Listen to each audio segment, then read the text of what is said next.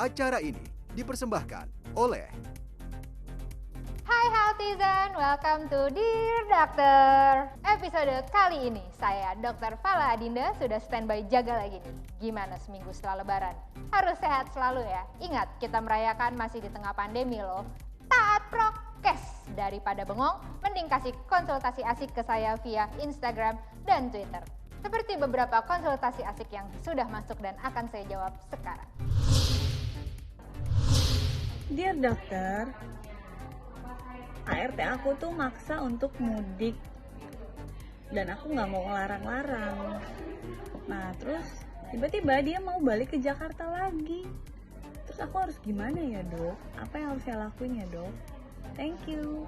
Dear Kencana Bunga, asisten rumah tangga yang kemarin pulang mudik emang bikin pusing. Tapi lebih pusing lagi nih ketika beliau memutuskan untuk balik. Lalu, apa mitigasi yang harus kita lakukan? Yang paling pertama adalah pastikan ART pulang dalam kondisi aman dan taat pada protokol kesehatan. Lalu yang kedua, bila kondisi rumah memungkinkan, isolasi mandiri asisten rumah tangga selama setidaknya 5 hari. Yang ketiga, bila sumber daya memungkinkan, swab antigen asisten rumah tangga. Bila hasilnya negatif, maka asisten rumah tangga bisa kembali bekerja dengan aman. Yang paling penting adalah pastikan asisten rumah tangga selalu menaati protokol kesehatan selama di perjalanan dan juga di kampung. Sehat-sehat selalu ya Healthizen.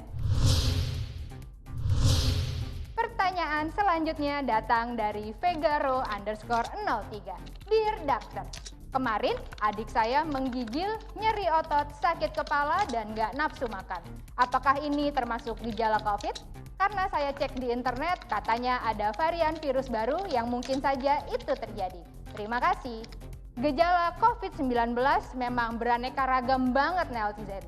Bisa dari demam, tidak nafsu makan, nyeri otot, batuk, pilek, hingga beragam gejala lainnya. Tanyakan riwayat adik dari Healthizen. Apakah kemarin ada riwayat bertemu dengan pasien dari COVID-19 sebelumnya? Atau melakukan mobilitas atau bertemu dengan orang ramai? Bila ada riwayat bertemu dengan pasien COVID-19, maka ada baiknya untuk memeriksakan diri ke pelayanan kesehatan. Tapi tidak semua sakit adalah COVID-19 Healthizen. Jadi, bila memang ada keluhan, lebih baik segera periksakan ke pelayanan kesehatan. Karena di tengah pandemi ini, lebih baik kita selalu dalam kondisi sehat dan nyeri ataupun sakit sesedikit apapun diberikan perhatian agar kita tidak menjadi pasien COVID-19 sehingga kita menjadi super spreader terhadap orang lain. Pertanyaan berikutnya. Konsultasi asik selanjutnya dari Kananion. Dear Doctor, saya dan teman saya kena COVID, tapi kok CT saya dan teman saya beda ya? CT di sini maksudnya apa ya dok? Teman saya juga sudah negatif, tapi kok saya masih positif ya? Padahal saya merasa sudah sehat sekali. Ini menjadi pertanyaan semua pasien saya yang positif COVID-19. Padahal ketika itu COVID-19 memang sedang marak dan juga bingung, dok, kalau misalnya hasil positif lalu dengan hasil CT 23 artinya apa ya dok? Tapi CT saya udah 34 dok, artinya apakah saya bisa menularkan atau tidak? Saran yang bisa saya berikan kepada Healthizen adalah abaikan nilai CT. Karena semua laboratorium menggunakan alat yang mungkin berbeda-beda dan standar yang juga berbeda-beda mengenai nilai CT. Jadi, jika memang hasil Healthizen positif, maka lakukan isolasi mandiri selama 10 hingga 14 hari. Bila Healthizen sudah mengalami tidak ada keluhan dan gejala, maka Healthizen sudah bisa kembali ke masyarakat setelah selesai isolasi mandiri apapun hasil swab PCR-nya. Lalu kenapa masih ada hasil positif? Karena virus COVID-19 kadang masih ada suka sisa-sisanya dalam tubuh Healthizen. Kadang dia suka ada yang menjadi bangke dan persisten di dalam tubuh kita. Jadi tidak perlu takut bila hasil swab PCR masih positif tapi isolasi mandiri sudah terlewati. Tidak perlu ragu untuk bisa kembali ke masyarakat ataupun masuk kerja bila hasil swab PCR masih menunjukkan hasil positif, tapi periode isolasi mandiri sudah terlewati dan juga gejala sudah sembuh dengan sempurna. Apakah cukup jelas, Healthyzen?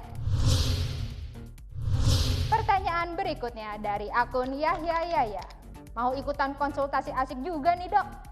Dear Doctor, aku kangen banget sama keluargaku di kampung karena mudik masih dilarang. Boleh nggak aku bawa ke sini aja keluargaku? Mobilitas memang harus dibatasi. Itu masuk ke dalam prokes yang ditetapkan oleh pemerintah. Kembali mengingatkan bahwa pemerintah menetapkan 5M untuk prokes terbaru. Yang pertama adalah memakai masker, yang kedua menjaga jarak, yang ketiga menjaga kebersihan, yang keempat membatasi mobilitas, dan yang kelima adalah menjauhi kerumunan. Membawa keluarga ke rumah maupun kita mengunjungi keluarga artinya kita melanggar prokes yang keempat, yaitu tidak membatasi mobilitas. Jadi bentuk silaturahmi memang lebih baik digantikan dengan teknologi yang memang sudah canggih di zaman sekarang. Jangan sampai kerinduan kita malah berujung petaka bagi keluarga. Jangan sampai kita yang terinfeksi COVID-19 menulari keluarga kita atau keluarga kita yang justru membawa infeksi tersebut kepada rumah kita. Pergunakan teknologi sebaik-baiknya. Kendalikan pandemi dengan taat prokes. Suatu hari kita akan kembali kepada kondisi yang lebih baik sehingga kita bisa kembali kepada pelukan keluarga. Itu dia Healthyzen jawaban saya untuk Yahya Yaya di konsultasi asik terakhir episode kali ini. Pastikan Healthyzen nggak ketinggalan untuk ikutan konsul lewat akun Twitter ataupun Instagram saya. Saya Dr. Fala Adinda pamit. We share because we care.